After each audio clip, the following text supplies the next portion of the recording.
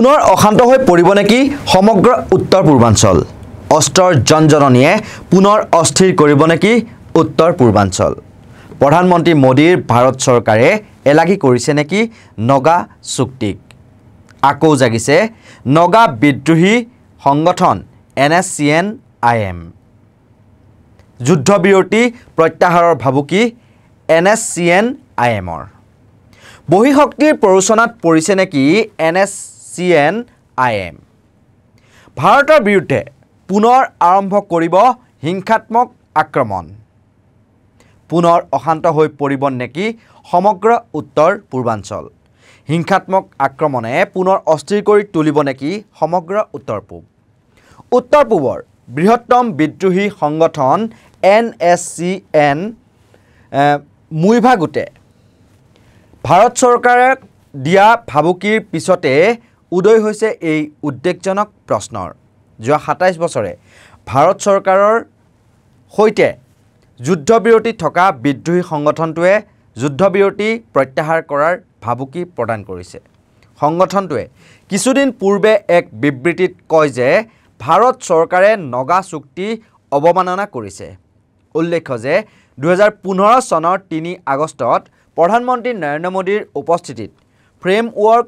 চুক্তি স্বাক্ষৰ কৰাৰ পিছত প্ৰথমবাৰৰ বাবে বিদ্ৰোহী সংগঠনটোৱে এই হুংকাৰ প্ৰদান কৰিছে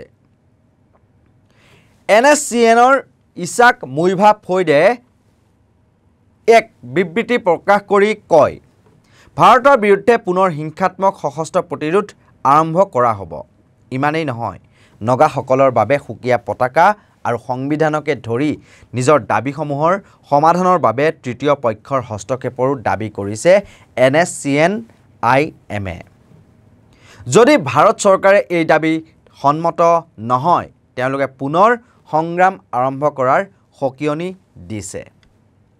NSCNৰ সাধাৰণ সম্পাদক তথা মুখ্য ৰাজনৈতিক আলোচনাপন্থী টি মুইভাই স্বাক্ষৰিত বৃহস্পতিবাৰে প্ৰকাশ কৰা বিবৃতিটোত কোৱা হৈছে যে NSCN-এ নগাসকলৰ অনন্য ইতিহাস সাৰ্বভৌমত্ব স্বাধীনতা ভূখণ্ড পতাকা আৰু সংবিধান ৰক্ষাকে ধৰি সকলো সুৰক্ষা দিবলৈ প্ৰতিশ্ৰুতিবদ্ধ নগা পতাকা আৰু সংবিধানক স্বীকৃতি দিবলৈ অস্বীকাৰ কৰি 2015 চনৰ চুক্তিৰ সাৰমৰ্ম আৰু আত্মাক ইচ্ছাকৃতভাৱে প্ৰতাৰণা কৰা বুলি অভিযোগ উত্থাপন কৰে NSCN-IM আৰু NSCN-IMৰ এই ভাবুকিৰ পাছতে ভাৰত চৰকাৰে প্ৰতিক্ৰিয়া প্ৰকাশ কৰিছে চৰকাৰী সূত্ৰই জনোৱা মতে মুইভাৰ নামত এই বিবৃতিৰ খচৰা প্ৰস্তুত কৰিছে চীনৰ 2 সহায়ক ফুনথিং চিমৰাই আৰু পামচিন মুইভাই সূত্ৰটোৱে লগতে কয় যে 90 বছৰীয়া ৰিয়ান শেহতীয়াকৈ চৰকাৰৰ সৈতে হোৱা আলোচনাৰ অংশও হোৱা নাই বৰ্তমান তেওঁ ডিমাপুৰৰ হেব্ৰন শিবিৰতে আছে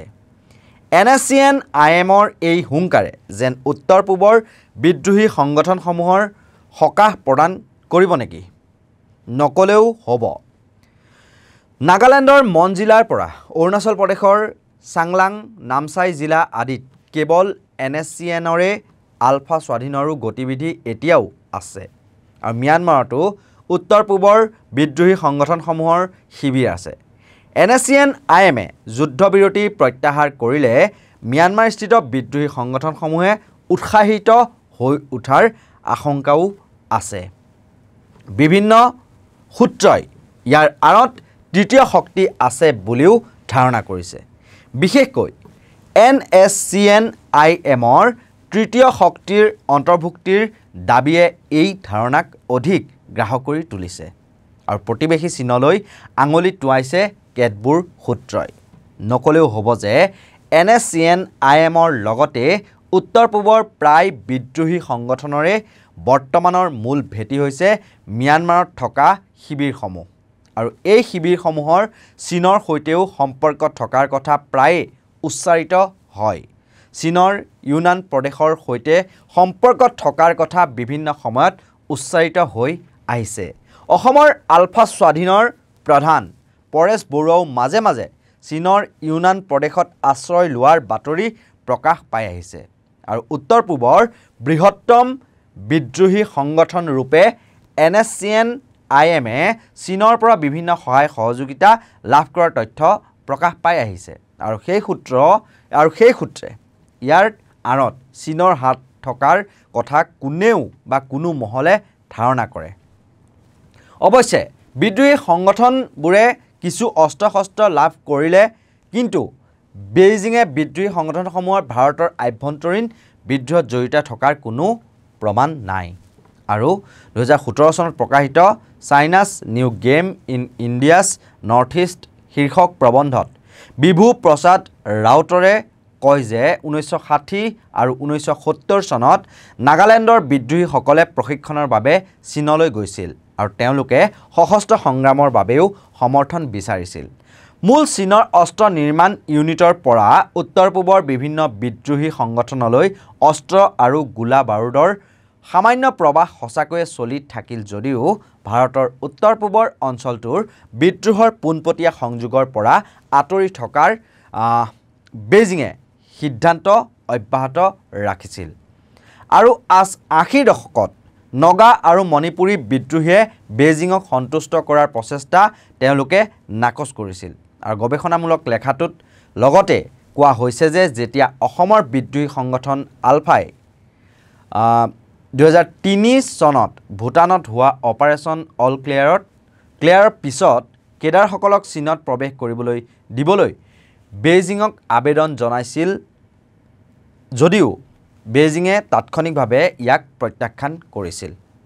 আৰু ইয়াৰ উত্তৰত উগ্ৰ বাওপন্থী পিপলছ মাৰ্চে কৈছিল যে চীন এতিয়া পুঁজিবাদী দেশলৈ ৰূপান্তৰিত হৈছে আৰু কোনো বিপ্লৱীয়ে ইয়াৰ পৰা কোনো সহায় আশা নকৰাই ভাল চীন এতিয়া আৰু মাওৰ চীন নহয় কিন্তু এতিয়া পৰিস্থিতি সলনি হৈছে পৰিৱৰ্তিত পৰিস্থিতিত চীনেই স্থিতি সলনি কৰিব পাৰে আৰু তাত কোৱা হৈছে যে অৰুণাচল প্ৰদেশক লৈ হোৱা বিবাদ আৰু ভাৰতীয় মন্ত্ৰী ৰাজনীতিবিদ আনকি বিদেশী কূটনীতিবিদৰ আনুষ্ঠানিক ভ্ৰমণক লৈ